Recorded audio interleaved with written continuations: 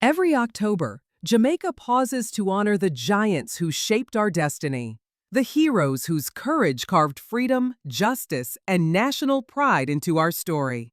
Their spirits live in every beat of Jamaicans' culture, a guidance toward a brighter future. These are the heroes of Jamaica, not just names in a textbook, but living symbols of resistance, vision, and heart.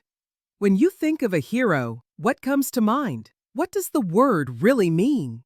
Before we celebrate Jamaica's heroes, their strength, their struggles, and their victories, let's pause to understand the true meaning of heroism. According to the Thesaurus Dictionary, in mythology, a hero is a person of superhuman qualities, often of semi-divine origin. But in real life, a hero is someone recognized for nobility, moral strength, and dignity, admired for bravery and good deeds, not just for themselves, but for others.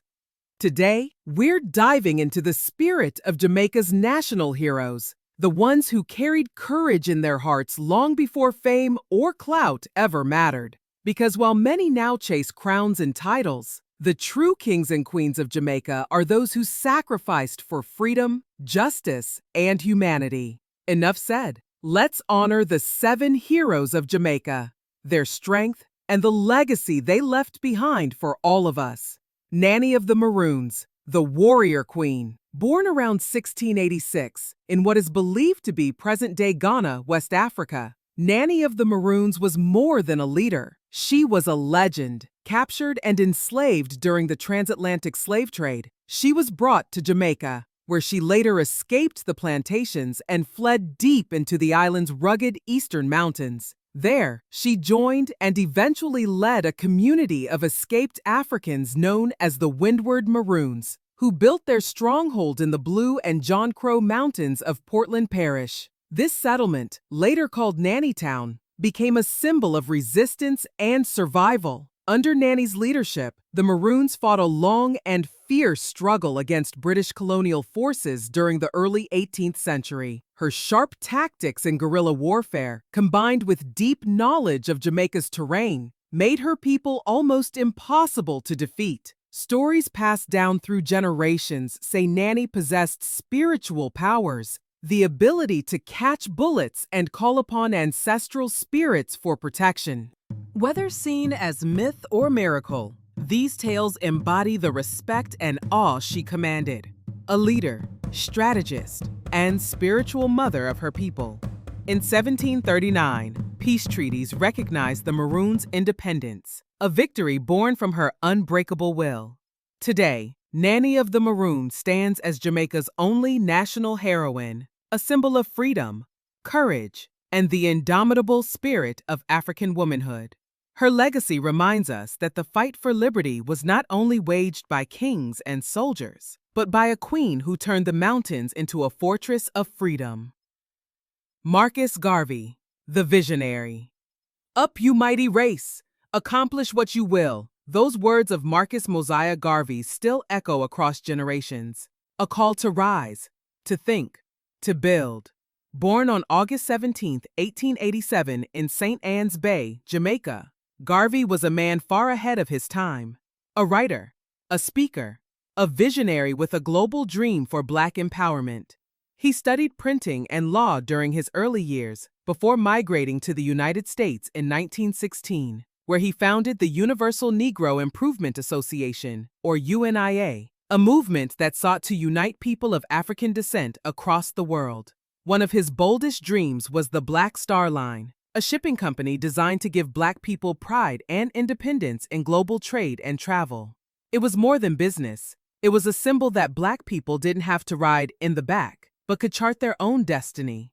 In 1923, Garvey was convicted of mail fraud in connection with the Black Star Line, a charge that many historians now believe was politically motivated.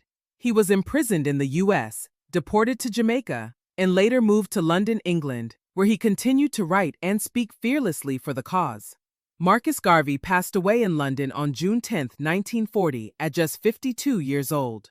In 1964, his body was returned home to Jamaica, reinterred at the National Heroes Park, where he was honored as Jamaica's first national hero.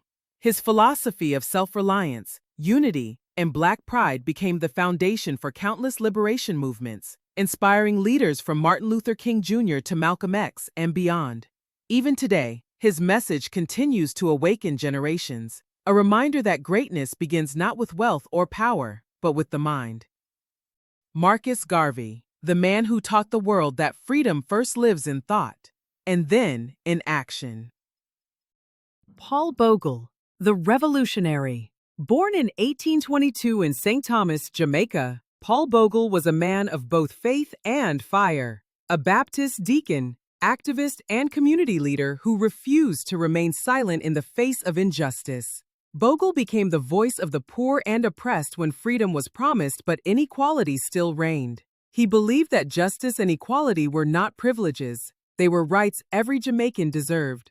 In October 1865, Bogle led hundreds of protesters in what became known as the Morant Bay Rebellion, a bold stand against economic hardship, racial discrimination, and government neglect.